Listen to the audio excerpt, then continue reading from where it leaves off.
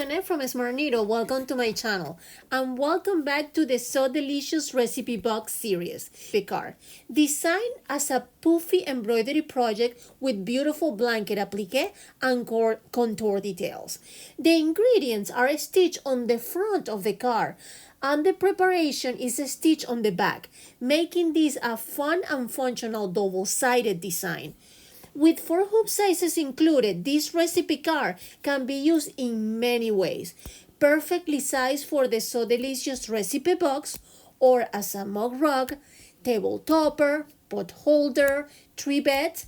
Let's take a closer look at the design and start stitching this month's So Delicious recipe card together.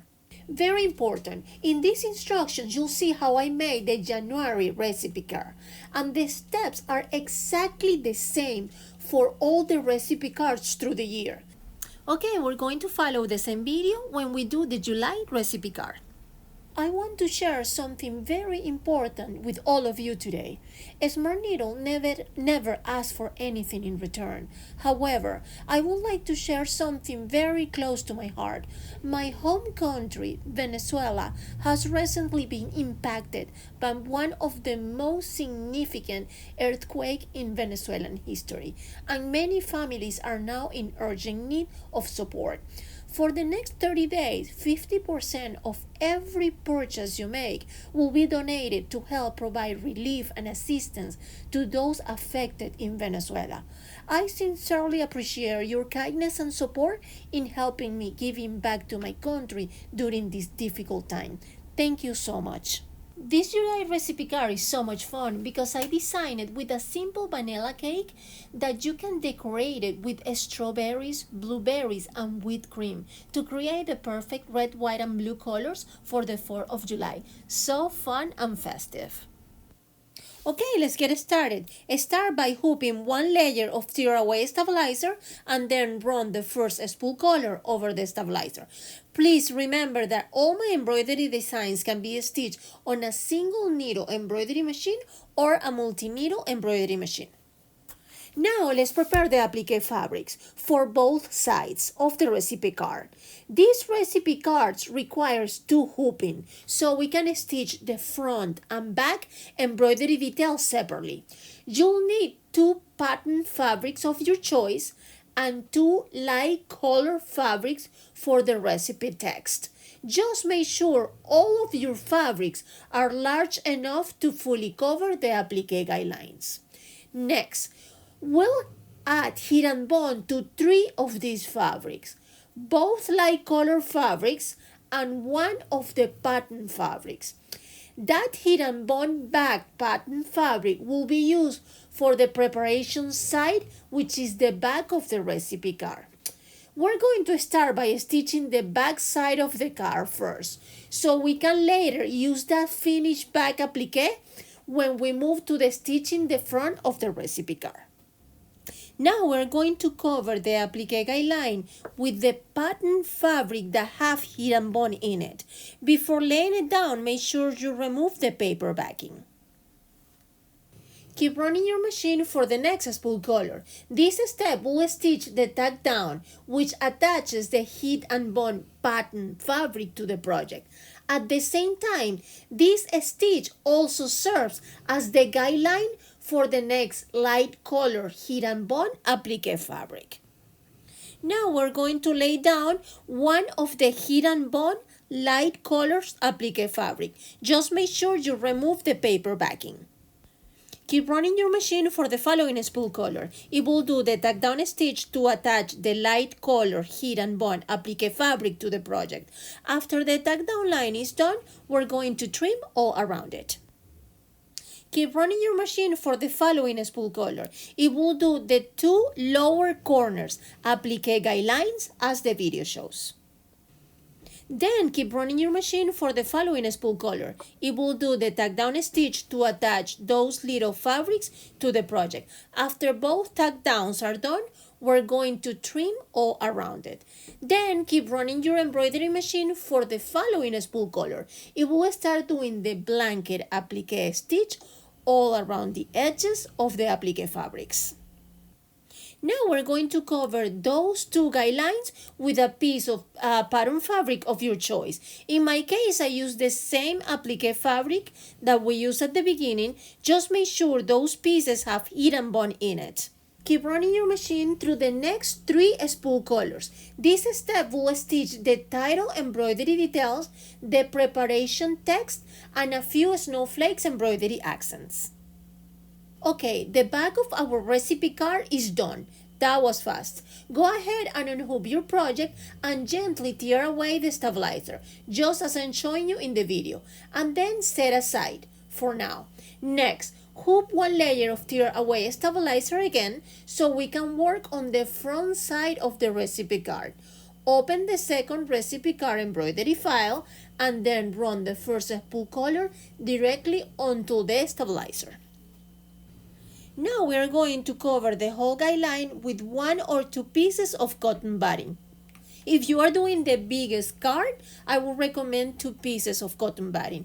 If you are doing the smallest size, I would recommend 1 layer of cotton batting. Then keep running your embroidery machine for the following spool color. It will do the tack down stitch to attach the cotton batting to the project.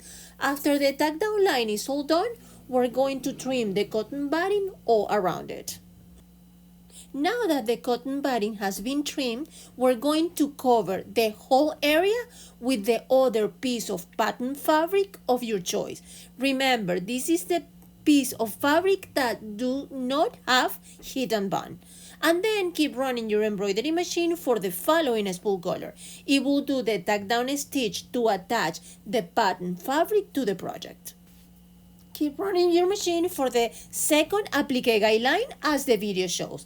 After the guideline is all done, we're going to cover it with the other piece of light color fabric that has the heat and bond. Just remember to remove the paper backing before laying it down. Then keep running your machine for the following spool color. It will do the tack down stitch to attach the light color fabric to the project. After the tack down line has been done, we're going to trim all around it. Keep running your machine for the following spool color. It will do the 2 lower corners applique guidelines as the video shows. Now we're going to cover those 2 guidelines with a piece of pattern fabric of your choice. In my case, I use the same applique fabric that we used at the beginning. Just make sure those pieces have heat and bond in it. Then keep running your machine for the following spool color. It will do the tack down stitch to attach those little fabrics to the project. After both tack downs are done, we're going to trim all around it. Then keep running your embroidery machine for the following spool color. It will start doing the blanket applique stitch all around the edges of the applique fabrics. Now keep running your machine through the next 7 color changes. This step will stitch the title embroidery, the recipe text, the snowflakes and cookies details, just as I'm showing you in the video. After all the embroidery details has finished, take the first hooping we already completed and laying it down with the wrong side facing up. Then align the corners of the light color fabrics so they match perfectly. This alignment is important since these 2 light fabrics are where the recipe text appear on both sides of the card. Then keep running your machine for the last spool color. This step will stitch the tack down, attaching both sides of the recipe card together. It will leave an opening at the bottom of the card, so you can turn the entire project inside out. Unhook your project and carefully trim all the way around the tack down stitch, leaving about 1/4 inch seam allowance. At the opening, leave the fabric a little longer, so you'll have enough to tuck in neatly inside when you turn the entire project right side out. Turn your project right side out and take a moment to shape the corners really well so the card gets a nice, clean, beautiful shape. Then tuck the fabric neatly into the opening and press the entire card front and back with your iron so the heat and bond adhere and hold everything together. Finally, close the opening by hand or with your sewing machine, whichever you prefer. Now it is time to put our July recipe card inside our recipe box. How exciting! Look how puffy and beautiful they are, with that wonderful craftsmanship when you touch them. And please, when you make the recipes, remember me and send me some. They look absolutely delicious. It's amazing how quickly this recipe box is filling up with all these wonderful recipe cards. Every month we add a new recipe, and little by little the recipe boxes start filling up with delicious memories. I love that each card is not only a recipe you can actually make in your kitchen, but also a beautiful little quilted project that you stitch yourself.